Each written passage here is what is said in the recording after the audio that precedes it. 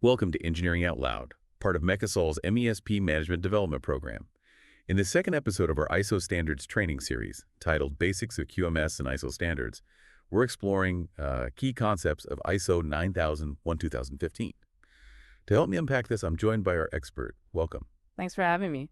Now, ISO 9001-2015 can seem like a mouthful, but trust me, it's a game changer for organizations that really want to up their quality game. Imagine trying to bake a cake with no recipe, just a pantry full of ingredients. That's what managing quality without a system is like. ISO 9001-2015, that's your recipe for success. And today, we're diving deep into what makes it so special. If you're ready to transform your organization's approach to quality, you can head to mechesolco.com/CPD and apply for the MESP program. Now, let's get started. Can you give our listeners a quick breakdown of what a quality management system, or QMS, actually is? Yeah, so a QMS, it's like the DNA of an organization's approach to quality. It's not just a dusty old manual, but a living, breathing system, right? It's made up of policies, processes, and procedures. Think of it as the backbone of how an organization ensures it consistently delivers products or services that meet customer needs. So it's about consistency and making sure everyone's on the same page. Exactly. It's about establishing a culture of quality that, permeates the entire organization, from the top executives to the newest team member. Makes sense. Now, I know we're focusing on ISO 9001-2015, but there are tons of quality management systems out there, right? What makes this one stand out? That's a great question. You see, ISO 9001-2015 is the global gold standard, It's used across industries worldwide, from manufacturing to healthcare to technology. Having this certification, it sends a powerful message to your customers and stakeholders. It tells them you're serious about quality. It's like a stamp of approval recognized around the world. So this globally recognized standard, this ISO 9001, it hasn't always been the 2015 version we're talking about today, right? There's a bit of history here, isn't there? You're absolutely right. The standard has gone through several revisions since its first release back in 1987. Each update has been about adapting to the changing world and refining the approach to quality management. Okay, so 1987. Big hair, shoulder pads, and the birth of ISO 9001.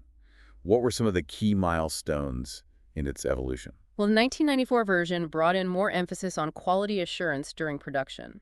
Then in 2000, a major revision brought in the concept of continual improvement as a core principle.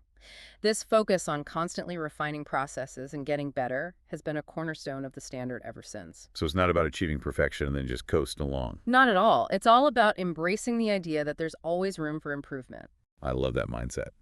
Now, I know we want to spend a good chunk of our time on the 2015 update, but before we do, any other important milestones our listeners should know about? Yes. The 2008 version helped clarify some of the requirements and make the standard more User-friendly? User-friendly, music to everyone's ears. Okay, so we've got this constantly evolving standard adapting to the times. And then in 2015, a big shift happens, right? Before we dive into those changes, let's take a quick pause. For those who want to explore the evolution of ISO in more detail, remember to check out mechesolco.com/CPD. We've got timelines, FAQs, and more. Now back to 2015. What made this update such a game changer? The 2015 update, well, it wasn't just like a few tweaks here and there. It was a fundamental shift in how we think about quality management. Okay, I'm intrigued. Tell me more. One of the biggest changes, I think, was weaving in this risk-based thinking into the core of the standard. So less about putting out fires and more about preventing them in the first place, right? Exactly. It's about being proactive, identifying potential problems before they even become problems, and having plans in place to mitigate those risks. Makes sense. But it goes beyond just avoiding the negative, right? The 2015 update really wants organizations to view risk as an opportunity. An opportunity. Yeah. For free innovation, strategic advantage. Interesting. So instead of just playing defense, companies can use risk to kind of get ahead. Absolutely. Another game changer, I think, was this introduction of the high-level structure, or HLS, as it's often called. Okay, I've heard of this HLS thing, but to be honest, I'm a little fuzzy on the details. Can you break it down for me? What's so special about this HLS? Think of it as a universal language, Yeah. a universal language for management systems. Okay. See, before HLS came along, organizations, they might have had these separate systems, right, for things like quality management, environmental management, information security, each with its own structure, its own language. Right, right. Makes sense. HLS comes in and it provides this common framework for all ISO management system standards. So it makes it way easier to integrate them seamlessly. So no more juggling multiple systems. Yeah. Each with its own set of rules and requirements and all that. That sounds like a win for efficiency. Exactly. And speaking of efficiency, let's talk about the 7 quality management principles. These are at the heart of ISO 9001 2015. Okay, yeah, let's get into those. Now, it's important to remember these aren't just some theoretical concepts. They're practical guidelines designed to help organizations achieve real, tangible results. Well, let's dive into these principles then. What's the first one on our list? First up, we've got customer focus. This principle, it emphasizes how important it is to really understand and meet customer needs and expectations. Right. It's not enough to just deliver a product or service. You need to make sure it truly meets the needs of your customers. And ideally, you want to exceed their expectations, right? It's about building those strong relationships. Yeah. And creating loyal customers who keep coming back for more. Exactly.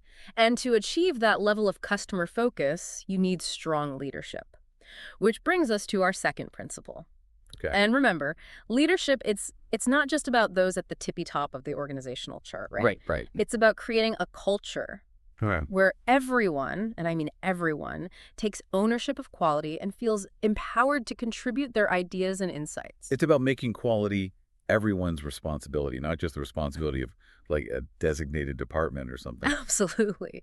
Now, a crucial part of fostering that culture of quality is engaging your people. That's our third principle. Employee engagement. Got it. This is all about creating an environment where your team, where they feel valued, respected, and motivated to do their best work.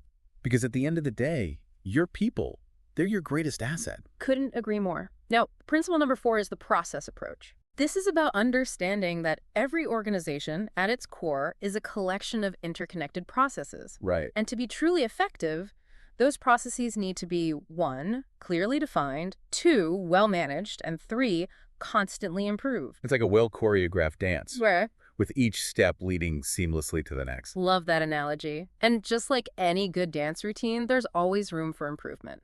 Which leads us perfectly to our 5th principle, continual improvement. Always be improving. Exactly. ISO 9001, 2015, it really embraces this idea that organizations, they should never stop striving to be better, whether it's through small incremental changes, or major innovations. This pursuit of improvement, it should always be ongoing. So it's not about reaching like a finish line and then you're done. It's about constantly evolving, adapting, getting better all the time. You got it. Now, to make those improvements, you need to rely on solid evidence. That's our 6th principle. Okay. Evidence-based decision-making. I like it. This means moving beyond gut feelings, right? And making decisions based on data analysis, performance tracking, objective measures. So let the data be your guide. Precisely. And finally, we come to our 7th and last principle. This one emphasizes the importance of relationship management. Okay, so building relationships. Exactly. No organization is an island, right? Building those strong, mutually beneficial relationships with suppliers, partners, other stakeholders, it's essential. Essential for long-term success. It's about creating a network of trust and collaboration where everyone benefits. Wow, we've covered a lot of ground here. Before we move on to discuss how these principles play out in the real world, let's pause for a moment. For our listeners who are eager to learn more about the 7 principles, we've got you covered. Just head over to mechesolco.com/CPD, where you'll find detailed explanations, real-world examples, and practical tips for implementing them in your own organization. Now let's shift gears a bit and talk about how these principles translate into, tangible benefits. Yeah. So we've covered the what and the why of ISO 9001 2015. But for our listeners who are, ready to take that next step, what would you suggest as a good starting point? That's a good question. I'd say start with those 7 principles we just talked about. Think about how they're already present in your organization and where there might be some gaps, Like, for example, how well do you really, truly know your customers and their needs? Are you tracking, analyzing data effectively? Answering those questions, it can help you pinpoint areas for improvement. It's about taking a good hard look in the mirror, right? Yeah. Doing an honest self-assessment and seeing where you can, align more closely with the standard. Exactly. And don't be afraid to seek out resources and support. There are tons of great books, articles, online courses available. And of course, we'd love for you to check out the resources that we've put together at mechesolco.com/CPD. Absolutely. And remember, implementing ISO 9000, 2015, it's not about, flipping a switch. It's not about achieving perfection overnight. It's a journey, It is. a journey of continuous improvement. Right? Precisely. It's Yeah. about creating a culture of quality that becomes embedded in the very DNA of your organization. I love that. And the benefits, they're huge. We're talking increased efficiency, reduced costs, happier customers, Right. and, a stronger competitive edge. Now, those are some tangible results Yeah. that any organization, I think, can get behind. This has been fantastic. Any final words of wisdom for our listeners before we wrap up? I think the biggest takeaway here is that quality, it's not just a department, right? It's not just a set of procedures, it's a mindset. By embracing these principles, the principles of ISO 9001, 2015, organizations can, well, they can unlock their full potential, I think, and achieve lasting success. So true. It's about creating that environment, that culture where quality thrives at every level. Well, on that note, I think we'll wrap up this deep dive into ISO 9000, 2015. A huge thank you to you, our expert, for sharing your expertise and insights with us. My pleasure. Happy to be here. And to our listeners, thank you for joining us on this journey of discovery. You can head to mechesolco.com/CPD for a wealth of resources, including case studies, templates, and more. Everything you need to support you on your quality improvement journey. Until next time, keep those quality gears turning.